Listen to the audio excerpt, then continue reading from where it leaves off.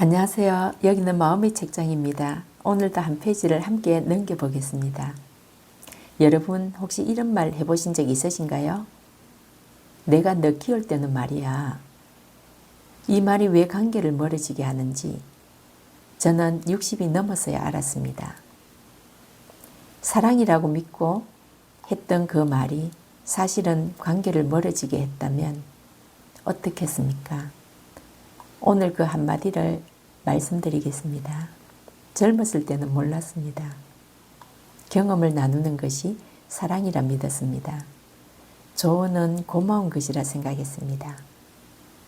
내가 더 살아봤고, 내가 더 겪어봤고, 내가 더 많이 희생했으니까 그 말을 해줄 자격이 있다고 믿었습니다. 그 말이 누군가에게 부담이 될 수 있다는 생각은 전혀 해보지 못했습니다. 우리는 대부분 그렇게 살아왔습니다. 부모에게 들은 방식 그대로 말하고 세상에서 배운 방식 그대로 가르칩니다. 틀린 걸 보면 고쳐주고 싶고 넘어질 것 같으면 미리 막아주고 싶습니다. 그게 사랑이라고 배웠으니까요. 그런데 어느 날 문득 깨닫는 순간이 옵니다. 사람은 큰 실수 때문에 떠나는 게 아니라 작은 말 한마디 때문에 멀어진다는 것을요. 자식의 연락이 점점 줄어들었습니다. 예전에는 사소한 일도 조곤조곤 이야기해주던 애들이 어느 순간부터는 필요한 말만 하고 전화를 뚝 끊었습니다. 괜찮아. 알겠어. 지금 바빠. 짧은 대답, 빠른 통화 종료. 통화를 끊고 나면 이상하게 가슴이 허전했습니다. 처음에는 이렇게 생각했습니다. 바쁘겠지? 요즘 세상이 얼마나 치열한데 다들 먹고 살기 힘들지. 그렇게 이해하려 했습니다. 하지만 이해하려 하면 할수록 마음 한쪽이 서운했습니다. 그래서 통화를 되돌려 봤습니다. 그래도 너가 좀 참아야지. 그때 내 말 들었으면 요즘 애들은 왜 이렇게 조급하니? 그리고 다시 떠오른 그 말. 내가 너 키울 때는 말이야. 그 말 속에는 비교가 숨어 있었습니다. 나는 더 힘들었다. 나는 더 참고 살았다. 의도는 아니었지만 결과는 비교였습니다. 나는 공감한다고 생각했는데 아이는 평가받는 기분이었을지도 모릅니다. 존중은 충고보다 먼저 온다.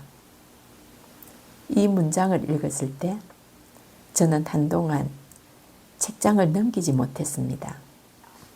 존중은 충고보다 먼저 온다. 나는 늘 충고부터 했던 것 아닐까요? 걱정이라는 이름으로, 경험이라는 명분으로 아이의 말을 자꾸 정리하려 했던 것 아닐까? 자식은 이미 세상에서 충분히 평가받고 있습니다.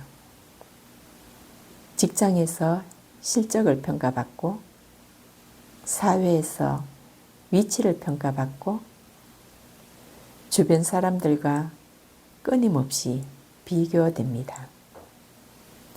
그런 아이가 마지막으로 기대고 싶은 곳은 어디일까요? 맞는 말을 해주는 곳일까요? 아니면 그냥 들어주는 곳일까요? 어느 날 자식이 이런 말을 했습니다. 엄마랑 통화하면 항상 내가 부족한 사람이 되는 기분이야. 그 말이 마음을 찔렀습니다. 나는 사랑이라고 생각했는데 아이에게는 부담으로 느껴졌구나. 나는 방향을 알려준다고 믿었는데 아이에게는 지적처럼 들렸구나. 그날 밤 제 말들을 하나씩 떠올려 봤습니다. 그래서 내가 뭐랬니? 그건 너가 잘못했지? 그렇게 하면 안 된다니까. 틀린 말은 아니었습니다. 하지만 관계는 정답으로 유지되는 게 아니라는 걸 그때 알았습니다. 관계는 이기는 사람이 아니라 남기는 사람이 강하다. 우리는 자꾸 이기려 합니다. 논리에서, 경험에서, 옳고 그름에서. 하지만 관계는 토론이 아닙니다. 설득이 성공해도 마음은 남지 않을 수 있습니다. 반대로 설득에 실패해도 존중은 남을 수 있습니다. 그 후 저는 단 하나를 바꿨습니다. 말의 방향을 바꿨습니다. 그래도 너 생각이 그렇다면 이해한다. 처음에는 어색했습니다. 속에서는 여전히 그래도 그건 아니지 라는 말이 올라왔습니다. 하지만 삼켰습니다. 대신 이렇게 물었습니다. 그래서 너 마음은 어때? 그 질문 하나가 분위기를 바꿔놓았습니다. 그리고 어느 날 자식이 이렇게 말했습니다. 엄마랑 얘기하면 마음이 편해.